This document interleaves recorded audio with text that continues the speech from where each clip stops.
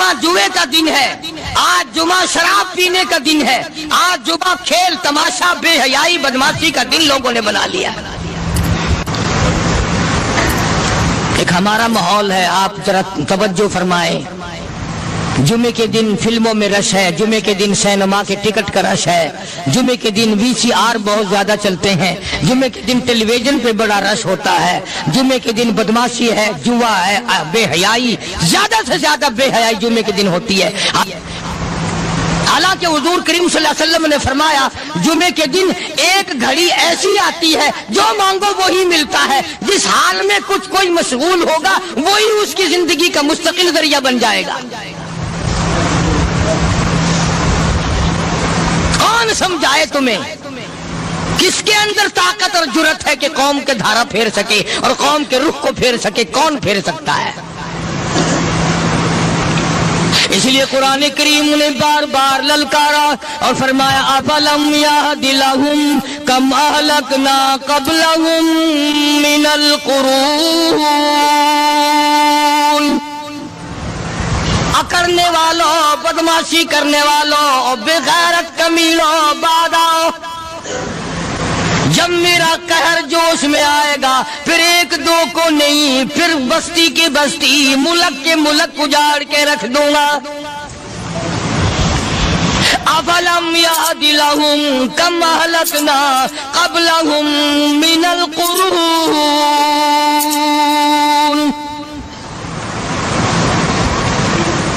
मैंने करन के करन उजाड़ दिए, मैंने रूए जमीन के मालिक उजाड़ दिए, मैंने मुल्कों के बादशाह उजाड़ दिए, मैंने वजीर आदम उजाड़ दिए, मैंने गवर्नरों से भीख के टुकड़े मंगवा दिए। मैं वो खुदा हूँ व तो इज़्ज़ु मन तशाअ व तुज़िल्लु मन तशाअ बियदिकल खैर इन्नका अला कुल्लि शैइन क़दीर।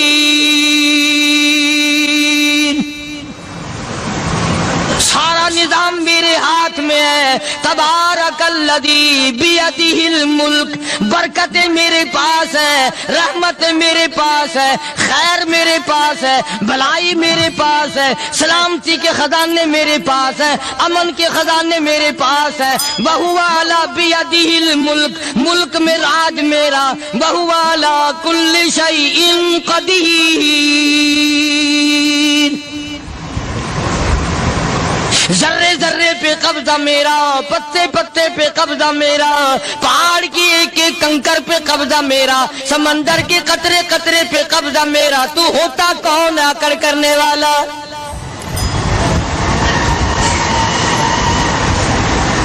गौर नहीं करते, सोचते नहीं है कि कलाम इलाही हमें क्या बताना चाहता है।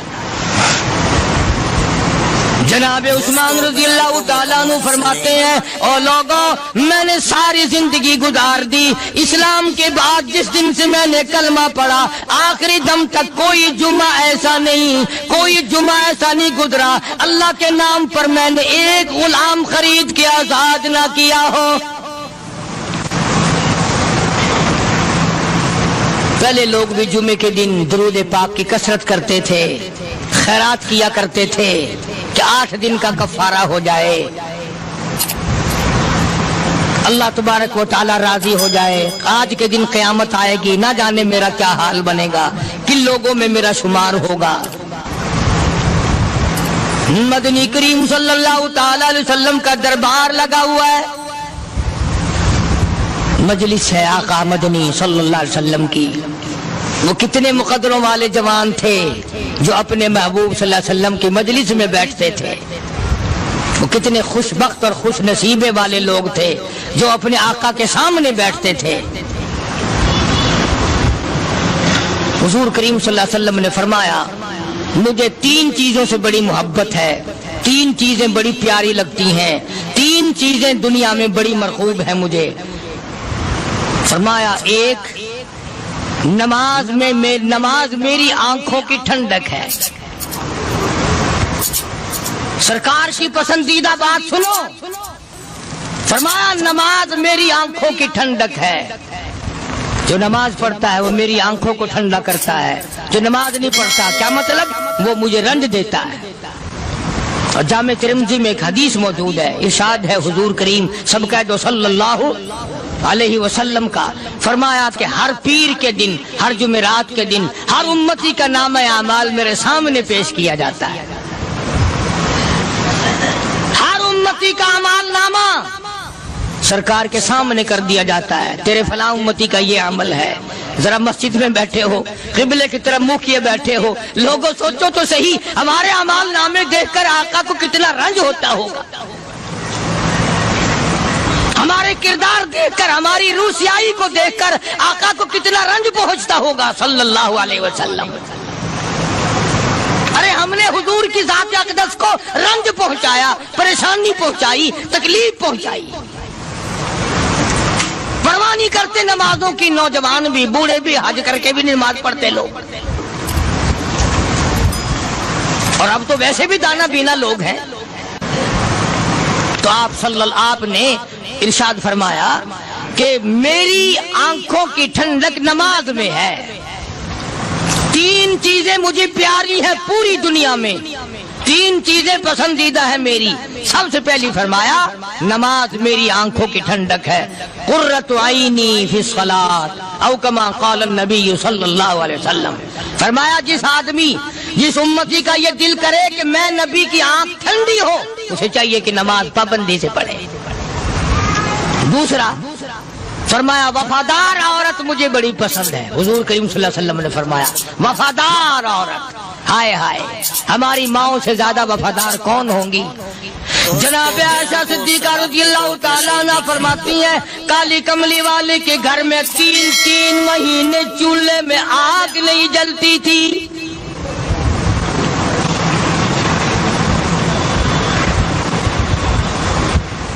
دوسروں کے واسطے ہے سیم و زر و گوہر، اور اپنا یہ حال ہے کہ چولہا ہے بجھا ہوا۔ جناب عائشہ صدیقہ رضی اللہ تعالیٰ عنہ فرماتی ہیں ہمیں 24 گھنٹے میں ایک پانی کا پیالہ اور ایک کھجور کا دانہ ملا کرتا تھا۔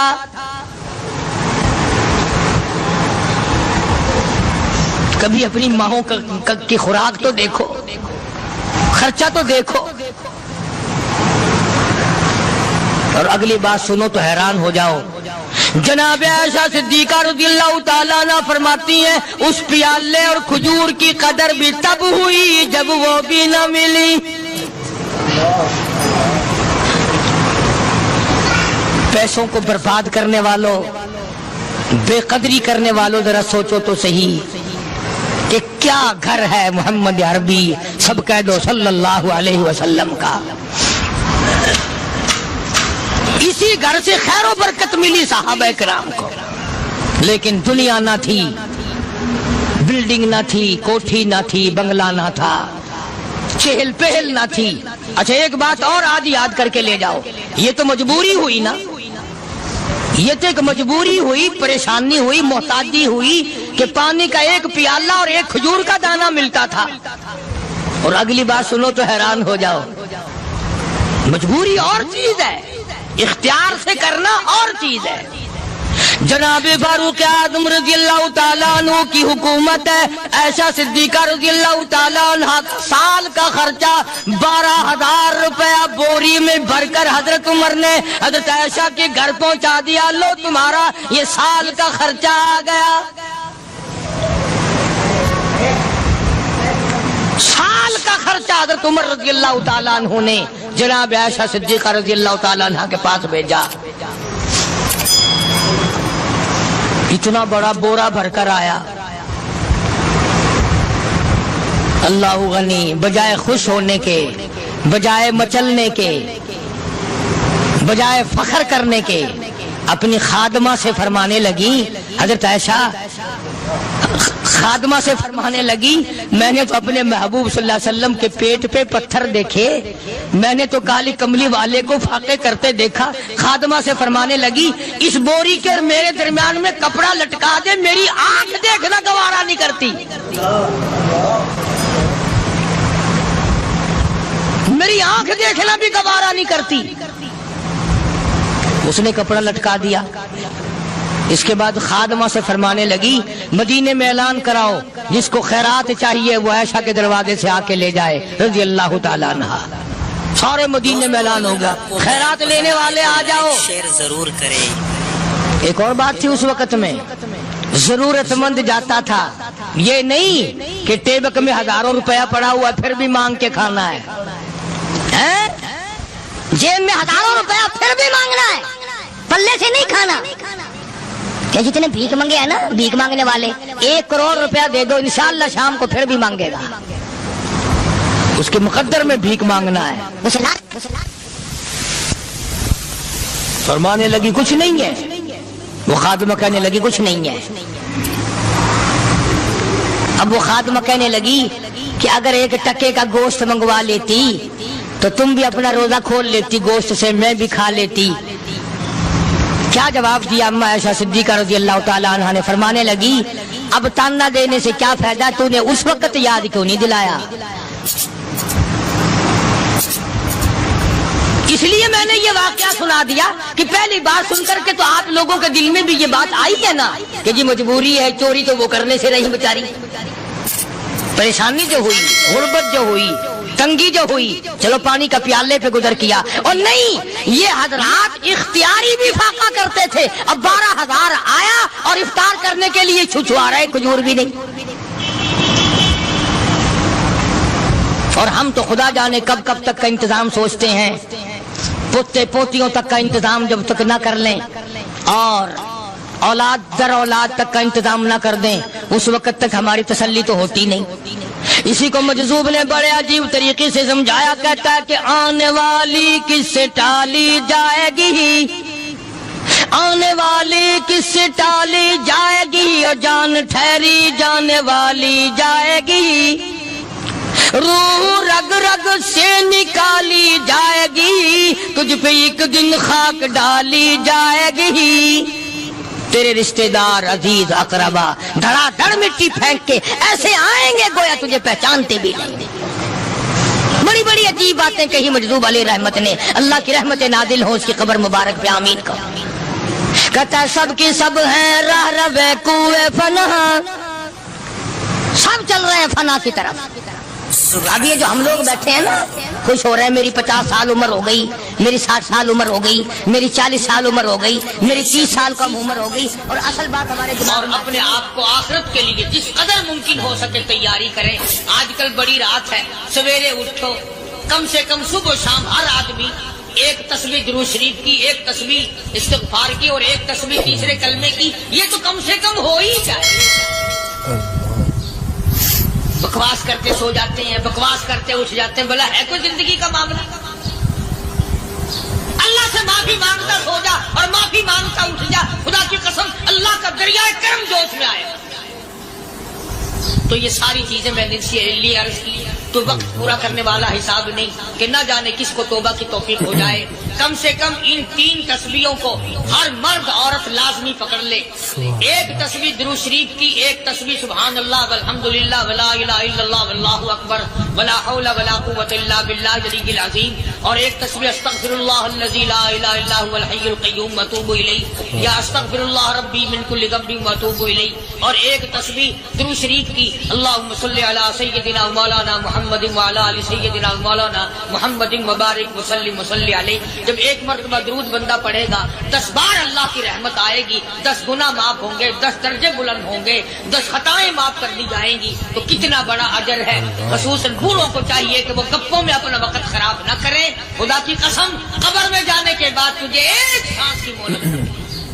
پر مجھے اس بات کا افسوس ہے کہ آپ لوگ پورا مضمون سننے کی کوشش نہیں کرتے، بلکہ بعض لوگ بالکل اخیر میں سر سے، ایک ہے جمعے کی فضیلت حاصل کرنا، ایک ہے جمعہ پڑھنا، ایک ہے سیرو لہاونا، اس میں بڑا فرق ہے۔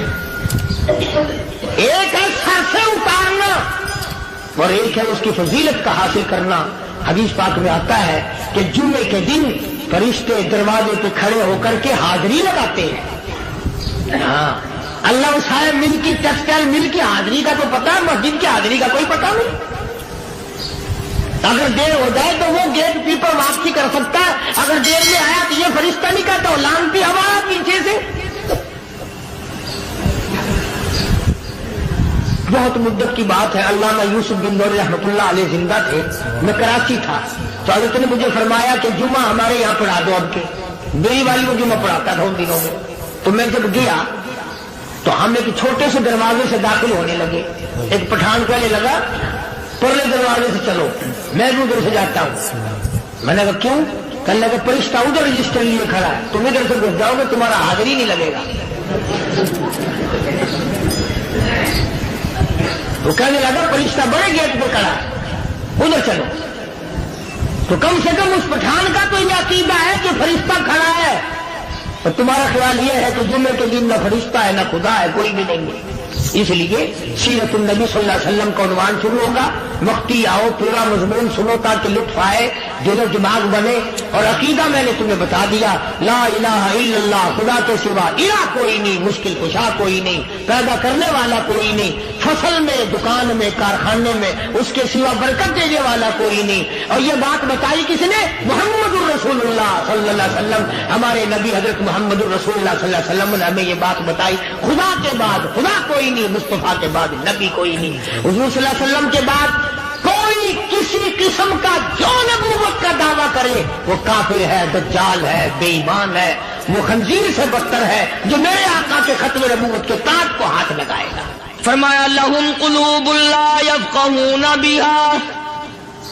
اللہ پاک جل شانہ فرماتے ہیں جس کا دل قرآن کریم سمجھنے کا عادی نہیں، لہم قلوب لا یفقہون بہا، جس کا دل قرآن سمجھنے کے لیے تیار نہیں، وَلَهُمْ أَعْيُنٌ لَا يُبْصِرُونَ بِهَا، جس کا کان اللہ کا قرآن سننے کے لیے تیار نہیں. أَمْ لَهُمْ آذَانٌ لَا يَسْمَعُونَ بِهَا، أَمْ لَهُمْ آذَانٌ يَسْمَعُونَ بِهَا، جس کا کان خدا کا قرآن سننے کو تیار نہیں. خدائی فیصلہ سنو، اللہ کے قرآن کا فیصلہ سنو، اللہ کے کلام کا فیصلہ سنو. جس کا کان میرا کلام سننے کے لیے تیار نہیں، جس کو میرا قرآن سن کے مزہ نہیں آتا، جس کو میرا کلام سن کے حلاوت نہیں آتی، جس کو میرا کلام سن کے لذت نہیں آتی، جس کی روح تازی نہیں ہوتی، جس کو لطف نہیں آتا، جس کو کیف نہیں آتا، جس کو سرور نہیں آتا، جو میرا قرآن سننے کو تیار نہیں، جو میرا قرآن آنکھوں سے دیکھنے کو تیار نہیں، جو میرا قرآن سننے سمجھنے کے لیے تیار نہیں. آؤ پھر خدائی فیصلہ سنو. فرمایا اولئک کالانعام،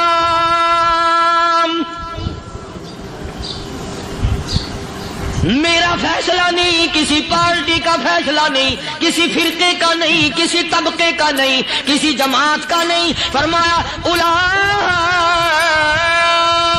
الانعام، پیدا کرنے والا مالک و خالق کہتا ہے مجھے اپنی کبریائی کی قسم یہ سارے جانور ہیں.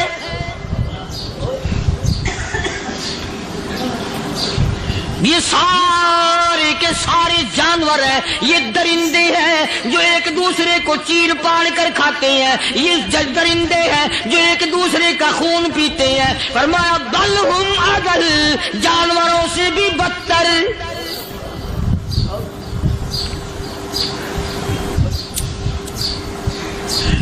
جس کے دل میں قرآن سن کر ترس نہیں، جس دل میں رحم نہیں، اپنے سے کمزور دیکھ کر جس کے دل میں شفقت نہیں، مہربانی کا مادہ نہیں.